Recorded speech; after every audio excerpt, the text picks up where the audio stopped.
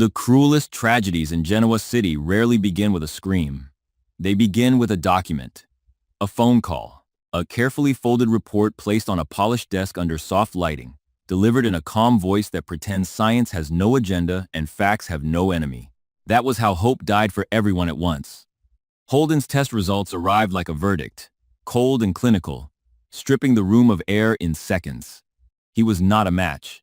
The possibility that had briefly lit the edge of an impossible family crisis was gone. For a moment, no one seemed to know how to react because disappointment of that size is not dramatic at first. It is numbing.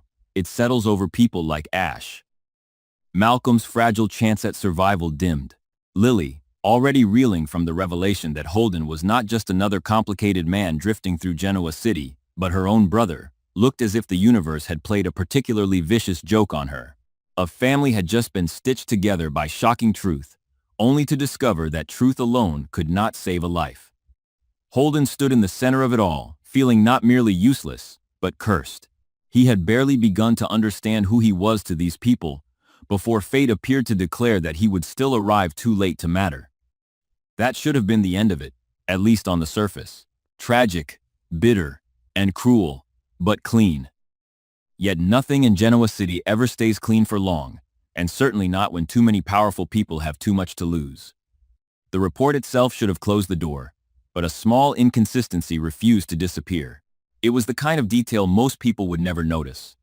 A line of data formatted differently from the rest, a sequence that looked re-entered rather than generated, a timestamp that seemed just slightly wrong for the hour the lab supposedly finalized the results. On another day, it might have been ignored as clerical noise. In this crisis, it became a spark. Lily saw it first, not because she was looking for conspiracy, but because grief makes the eye sharper. Her pain was too fresh, too raw, to accept the paper as sacred. If Holden was truly not a match, then she would bear it. But if even one digit on that page had been manipulated, then someone had not merely altered a test, someone had weaponized despair. What turned suspicion into dread was not only the inconsistency in the report, it was Audra. She was too calm, not composed in the admirable sense, not steady under pressure, but tranquil in the way people become when the outcome unfolding in front of them is one they have already rehearsed in private. While everyone else seemed bruised by disappointment, Audra moved through the aftermath with an eerie absence of shock. She offered measured concern. She discouraged impulsive reactions. She steered the conversation away from retesting, with language that sounded practical but landed like obstruction. She reminded them that laboratories were professional environments, that emotional families should not interfere with medical conclusions, that clinging to false hope would only deepen the pain when reality remained unchanged. The words were reasonable enough to survive on the surface, but underneath them was a colder calculation. She did not merely want people to accept the result, she wanted them to stop looking at it. Holden felt that resistance before he could explain it. Audra had always been a woman who survived by mastering the emotional temperature of a room. She knew when to provoke, when to seduce, when to retreat, and when to let silence do the most damage. But this was different. This was not social maneuvering. This was containment. Every time Lily pressed for another opinion, Audra shifted the urgency elsewhere. Every time someone mentioned the possibility of a second lab, she introduced a reason to wait. Insurance complications, timing issues, Malcolm's declining condition making delays dangerous. The cruel brilliance of it lay in how compassionate it sounded. She wrapped obstruction in concern and made resistance look irrational. Holden began to feel a new kind of unease, not because he believed he had to be a match, but because he no longer believed the answer had been reached honestly. The emotional pressure intensified in every direction. Malcolm's health remained the silent clock ticking in the background of every conversation. Lily found herself torn between desperation and fury, between the instinct to protect the fragile family bond she had only just discovered, and the suspicion that someone was exploiting that fragility for reasons still hidden. Holden was suffering a different kind of collapse. Since learning the truth about his bloodline, he had been trying to reconcile years of emotional displacement, trying to understand how much of his identity had been built over absence, omission, and half-truth. The donor test had seemed like the first chance to transform revelation into action. He could matter. He could save someone. He could prove that his existence was not just another delayed confession dropped into a wounded family. When the report said he was not a match, it did more than disappoint him. It reinforced every fear he had carried about being the outsider who arrives with history but no power to change the outcome. That pain turned darker when doubt about the report began to grow. If the result had been manipulated, then he had not only been denied purpose, he had been strategically erased. The break in the case came not from a grand investigation but from human weakness, the one force in Genoa City more reliable than loyalty. A lab employee, rattled by guilt and frightened by the expanding emotional wreckage tied to the test, let slip what should never have been said aloud. At first it emerged in fragments, a nervous hesitation, an unfinished apology, a look that lingered too long when Holden's name came up. But once fear cracks a person open, truth follows quickly. The technician revealed that money had changed hands. The result had been altered. The official conclusion was false. Holden had not been ruled out by biology. He had been removed by design. That revelation did not merely shock the family. It poisoned every recent memory. Everyone instantly began reordering the last days in their minds, seeing the odd pauses, the conveniently soothing explanations, the suspicious resistance to retesting in a new and sickening light. Lily's grief ignited into something harsher. She had spent years navigating betrayal from men who hid behind charm, ambition, and family mythology. But this felt worse because it had invaded a medical crisis. It had taken the fragile hope of saving Malcolm and used it as a chess piece. Holden, meanwhile, seemed to go still in the way people do when a blow lands too deeply for immediate reaction. He had been living under the crushing belief that his body had failed someone who might die. Now he had to face a more monstrous possibility. He had not failed at all. He had been made to believe he failed. That is a different kind of cruelty. Natural tragedy wounds the heart. Manufactured tragedy rearranges the soul. Still, Audra denied it. Even cornered by evidence, even faced with the testimony of the lab employee, she clung to the polished instinct that had gotten her through every dangerous room she had ever entered. She dismissed the accusation as panic, misunderstanding, opportunism. She attacked the credibility of the employee. She implied that grief had made everyone reckless. She framed herself as the victim of a wild attempt to pin a medical irregularity on the nearest convenient scapegoat. There was something almost frightening in the discipline of that denial. It was not panic-driven. It was strategic. She seemed determined to outlast the truth by refusing to meet it directly. And for one shattering stretch of time, it almost worked. Because in families already overloaded with pain, people often prefer the lie that preserves structure to the truth that destroys it. What destroyed that defense was not another witness.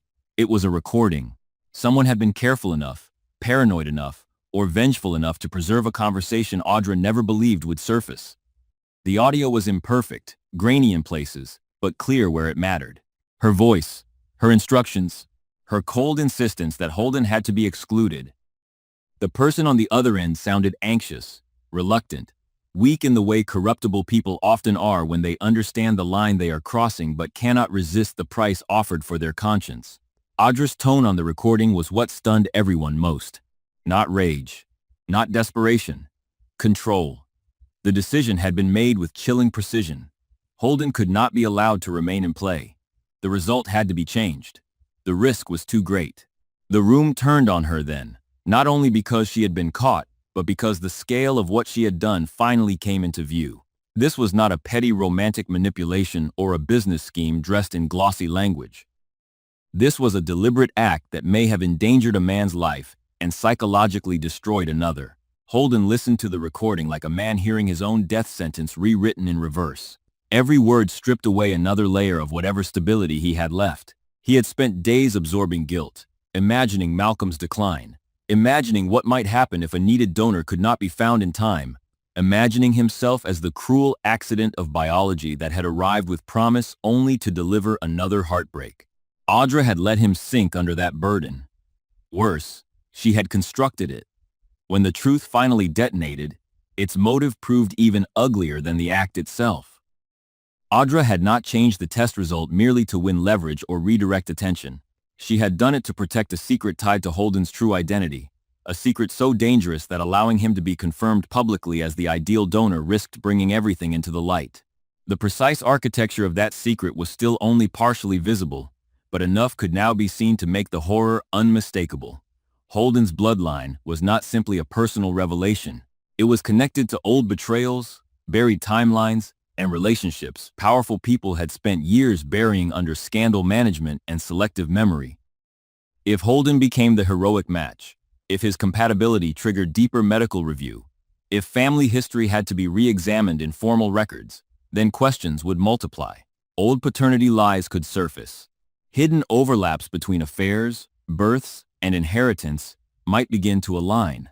A donor crisis could become a genealogy explosion. Audra had looked at that possibility and chosen sabotage over exposure. For Lily, that realization was like being forced to grieve her brother twice, once when hope died and again when she learned hope had been murdered. The fury inside her now was not abstract, it was intimate. She had only just been given Holden as family, and already someone had tried to rewrite his place in that family for strategic survival. Her anger carried not only sisterly instinct, but the rage of a woman exhausted by the number of lives in Genoa City that get treated as collateral by people who believe they are clever enough to manage the fallout. Malcolm's illness was no longer just a tragedy. It had become the battleground on which hidden adults fought to keep the past buried. Holden's breaking point came later, in the quiet after the exposure, when the noise of accusation had died down enough to leave him alone with the truth. There are moments when a person realizes that grief would have been kinder than manipulation. If the first result had been real, he could have mourned it. He could have hated fate, accepted powerlessness, and lived with that sorrow. But to discover that he might have saved a life, that he had been perfectly capable of doing the one thing everyone needed most, and that someone had stolen that chance from him to protect a secret he never asked to carry, was unbearable. The guilt came flooding back in a more poisonous form because now it had nowhere to settle. He was not responsible, yet he felt implicated. He had done nothing wrong, yet his name had been used in a crime against hope. He had been turned into both victim and weapon. That kind of psychic fracture does not produce graceful tears. It produces collapse. He began to unravel in full view of the people around him, not loudly at first. The most dangerous pain often arrives as stillness. He withdrew into himself with a look that frightened even those who had been furious on his behalf. Lily tried to reach him but could feel that he was sinking into the terrible place where humiliation, rage, and self-blame start to blur. He was not merely mourning what Audra had done. He was confronting the possibility that every meaningful turn in his life had been controlled by people hiding something about who he really was. His past had been managed. His place in the present had been manipulated. Even his potential to save Malcolm had been edited out by someone else's fear. He felt less like a man than a file others had revised whenever the truth became inconvenient. Once the recording was exposed, the obvious next step should have been salvation. Retest Holden immediately, correct the fraud, confirm the match, push forward while there was still time. But by then, the emotional damage had become so severe that even the path toward justice no longer felt clean. Holden resisted at first, not because he did not care, but because agreeing to a new test meant stepping back into the machinery that had already dehumanized him. To offer his body again after it had been lied about, bought off, and strategically censored felt almost impossible. Yet, the thought of refusing was worse. If Malcolm deteriorated while Holden stood aside, the lie would continue to own him. So he made the decision that shifted the entire crisis. He would do the test again. This time it would happen under scrutiny. This time the result would not be touched. This time the truth would either save a life or destroy the last excuses everyone had been hiding behind. That decision should have restored a measure of control. Instead, it made Holden more vulnerable than ever. Because once he chose to retest, he ceased being merely the man at the center of a medical emergency. He became a threat to everyone whose survival depended on the old secret remaining buried. Audra had already been exposed, but exposure does not eliminate danger in Genoa City. It often intensifies it. People who have lost the power to manage perception become capable of far more desperate acts. And beneath Audra's own fear now lurked a larger shadow.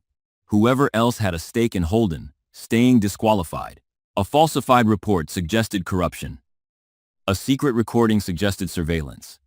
A hidden family truth, tangled with medical fraud, suggested something bigger than one woman's panic. Holden may have been the most emotionally shattered person in the room, but he was suddenly also the most strategically important. As the day of the retest results approached, tension spread like static through every connected life. Lily moved through those hours in a state of raw vigilance, torn between hope and dread, desperate to keep her brother close, while sensing that forces much older than this week's scandal were now circling him. Malcolm's condition hung over everything, making every delay feel morally obscene. Audra, cornered and increasingly isolated, projected defiance but had begun to show cracks in the mask. Her composure looked less like strength now and more like a woman clinging to the only weapon she had left, withholding the full story. She still refused to say exactly what secret Holden's confirmed match would expose. That silence was no longer protecting her dignity. It was protecting someone else, somewhere deeper in the maze. Then came the final twist, the one that transformed the scandal into something far more ominous. On the eve of the new results, Holden vanished. Not dramatically. No shattered glass. No obvious struggle. No neatly staged disappearance. He was simply gone, a human being erased from the edge of resolution just as the truth was about to become official. Messages unanswered. No clear destination. No reliable witness to where he had gone or with whom. The timing was too perfect to be coincidence, and too cruel to be random. Had he fled under the weight of everything done to him? Had someone frightened him into disappearing? Had someone removed him before the retest could finally prove what the altered report had hidden? Suddenly, the entire story changed shape again. The donor crisis remained. Malcolm still needed saving. Lily, who had only just gained a brother, was now forced to imagine losing him not to death but to the invisible machinery of a secret war. Audra's exposure no longer looked like an ending. It looked like the first crack in a much larger conspiracy. And that is where the true nightmare began, because absence is more dangerous than scandal in a city built on suspicion. A lie can be exposed. A forged result can be corrected. A guilty woman can be cornered. But a missing man becomes mythology before anyone has a chance to save him. In the dark quiet after Holden vanished, everyone was left staring at the same terrible possibility. He had been ready to reclaim his truth, ready to offer himself, ready to prove that he was never the failure the report made him believe he was. And just before that truth could set anything right, the ground opened under him. Somewhere between bloodline, betrayal, medicine, and buried history, Holden had become the living key to a secret powerful enough to alter test results, ruin lives, and perhaps now make a man disappear. The grief over Malcolm, the rage at Audra, the guilt crushing Holden, and the terror tearing through Lily no longer belonged to separate stories. They had fused into one dark and merciless reality. In Genoa City, truth never arrives alone. It drags bodies, legacies, and unfinished vengeance behind it. And now, with Holden gone and the real results hovering just beyond reach, no one knew whether the next revelation would save a family at the brink of collapse or finally destroy what was left of it.